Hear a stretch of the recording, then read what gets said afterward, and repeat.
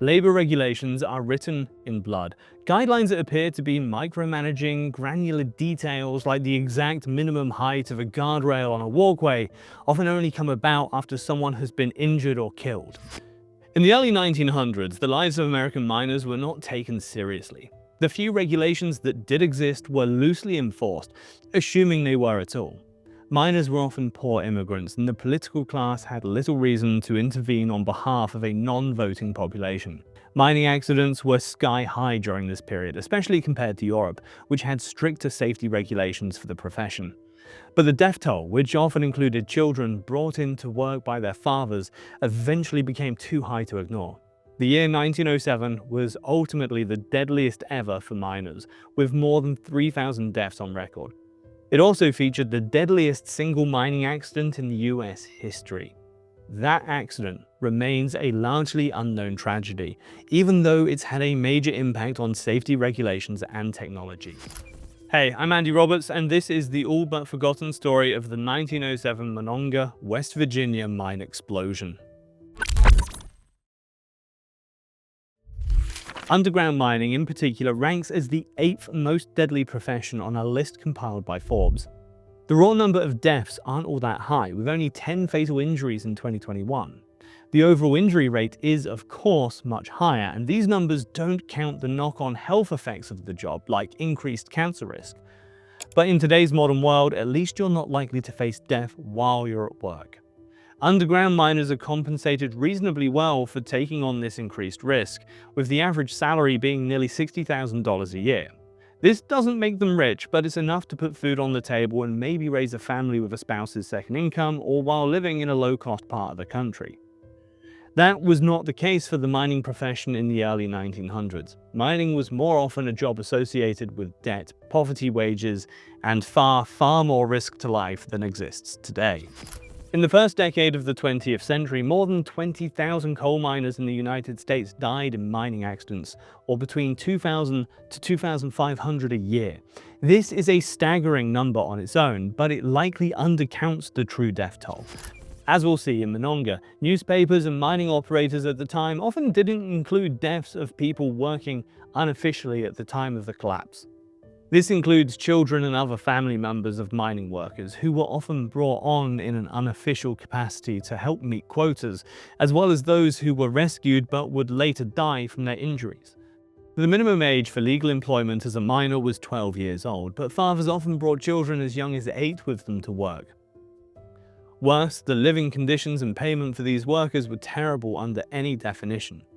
In West Virginia, where mining regulations were particularly lax, workers took home around $2 for 12 hours work.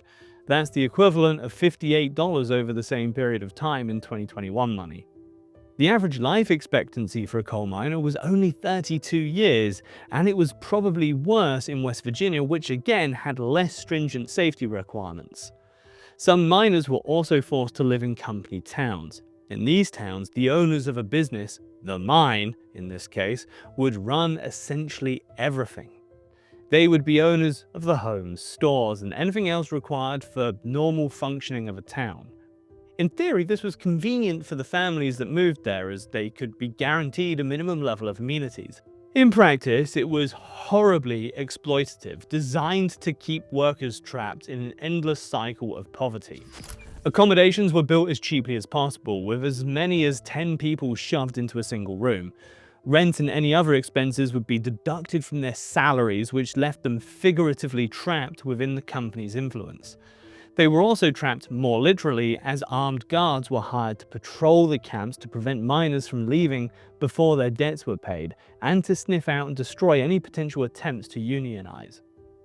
There was no legal path out of this cycle either. Political leaders like governors, senators, and mayors, as well as law enforcement, often had personal or financial connections to the mining industry, giving them very little incentive to improve the lives of the miners and potentially negatively impact their bottom line. Miners were also disproportionately new immigrants, since mining operations looked to hire labor as cheaply as possible.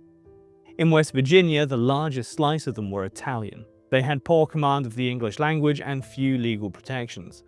These new arrivals in the company didn't know their rights and couldn't afford to hire a lawyer to advocate for them. The year was 1907. It was a chilly Friday morning in early December in Monongah, a small town in the northern part of West Virginia, close to the border of Pennsylvania. Mines number 6 and 8 were open and conducting the day's work as usual. The two mines were more or less entirely separate, with the main entrances being more than a mile apart. The lone exception was their ventilation systems, which were connected by a shaft to allow both mines to be ventilated from a single entrance. The term ventilation system may bring to mind air conditioning or cooking fans, but in mining, ventilation is a life or death necessity. In deep underground mining environments, poisonous gas can build up and become fatal in minutes if ventilation ceases. The most common gas to consider is methane, which is frequently trapped within coal seams and can continue releasing even when the seam is not being actively mined. Today, sensors within underground mines react when methane levels rise above 1%. Not only did sensors like that not exist in 1907, there were no regulations mandating companies to take action to preserve the lives of their workers even when methane exposure risk was high. The single shaft design placed both mines at risk if a collapse or other accident occurred in either one, since the system was absolutely crucial to prevent a buildup of toxic gas. Even after this structural fault came to light, the Fairmont Coal Company, which owned the mine, declined to disconnect them, likely to avoid the unnecessary cost to change the design. At 10:28 a.m., with no prior signs of trouble, an explosion rocked the number 8 mine. Another explosion followed just moments later. These explosions destroyed both the ventilation system and the entrance into Mine 8, though the entrance to Mine 6 was relatively undamaged. Back in Monongah, windows shattered as the force of the explosion ripped outwards from the mines. Buildings staggered and people were knocked to the ground as they were hit by the shockwave. Most of the men inside the mine were probably killed by the blast, but with the destruction of the ventilation system, any survivors would have suffocated within minutes as the tunnels filled with toxic gas. Only 4 men would emerge from the mine, though they would later succumb to their injuries. A single man, Peter Urban, was rescued. He was found next to his brother Stanislaus, who died soon after the brothers were discovered. Peter Urban would die in another mining accident in Monongah nearly 19 years later. Rescue teams quickly assembled and began a search and recovery effort, but the mines had already become hazardous, low on oxygen and filled with methane. Proper equipment for breathing in the low oxygen environment was not available, meaning rescuers could not survive in the mines for very long. In fact, 3 men assisting in the rescue effort died, breathing in smoke from fires or poisonous gases. Meanwhile, families, having heard the explosions, began to gather near the mines in the hopes of hearing that their loved ones were unharmed. Although the majority of the workers were certainly dead, there was some initial hope that miners who had been working in the more remote corners of the mine, ventilated by other systems, could have survived. The rescue teams were eventually able to restore function to the number 6 ventilation system, but it was far too late for the victims. By that point, the effort had become more about recovering the bodies. The town, inexorably linked to the fate of the mine, was devastated. News reports claimed that one woman who had lost her husband, her son, and her brother in the disaster became so distraught that she cried, tore out her hair, and dug her nails into her skin, to the point where she drew blood before she was carried home. One family, the DeSalvos, were hit particularly hard. They lost 10 family members in the disaster, including the 12-year-old Fiorangelo. It's unlikely Fiorangelo was the youngest victim that day. The mine operators listed the death toll at 362. The Fairmont Times claimed the death toll to be 425. Modern historians estimate the true number of deaths to be closer to 550, accounting for workers not officially on the mining company ledgers. Well, what caused the explosion? Likely, we'll never know. It's been attributed to dust clouds, ignited by electrical arcs or the open lights of miners igniting gas, but a definitive answer one way or another has never been proven. 250 women were made widows in the disaster. 500 children were left fatherless. One report noted that a whopping 27 out of 30 households of a particular block in Monongah held not a single adult man after the explosion. The families would each receive $150 in compensation, a pittance of around $5,000 today. This callous treatment was not unique to the miners of Monongah. Across the country, the lives of the mostly immigrant miners were treated as expendable. In 1907 alone, 3,242 Americans were killed in mining accidents, making it one of the deadliest years for miners ever in the country. And remember, this number likely undercounts the true death toll by some margin, as it probably only includes official deaths. The aviation industry has a saying: safety standards are written in blood. It's an acknowledgement that new rules and safety regulations are often written in response to fatal accidents. If there is one saving grace for the bloody year for miners in 1907, it's that the disaster was one of many that eventually spurred action to protect future generations of miners. These tragedies broke through to the public, who demanded answers and accountability. A number of relief funds were created on behalf of the families of the victims. Notable philanthropist and industrialist Andrew Carnegie was involved with the relief effort. Regulation in Europe had succeeded in reducing the number of mining deaths, and similar measures were soon adopted in the States.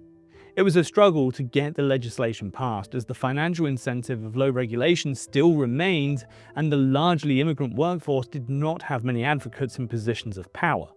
But thanks to the United Mine Workers of America labor union and sympathetic lawmakers, progress was made. In 1910, the US government also established the Bureau of Mines. The primary purpose of the department would be to prevent mine accidents.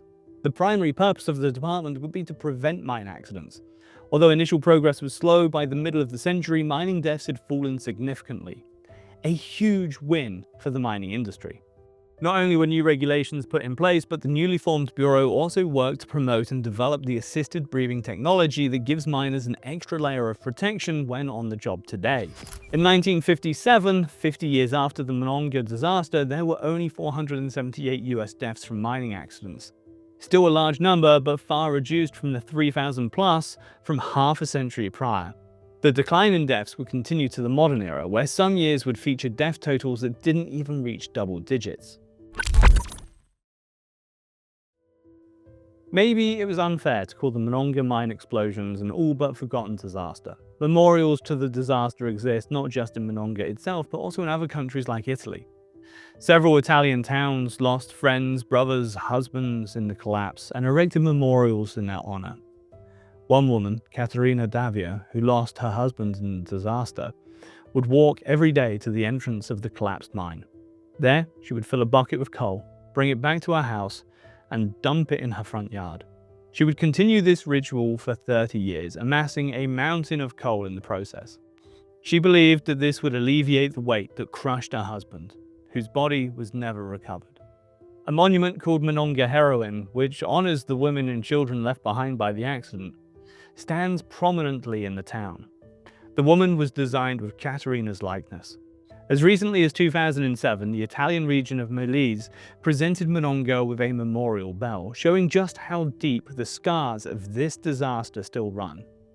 And of course, we still have the regulations that the disaster led to, written in blood.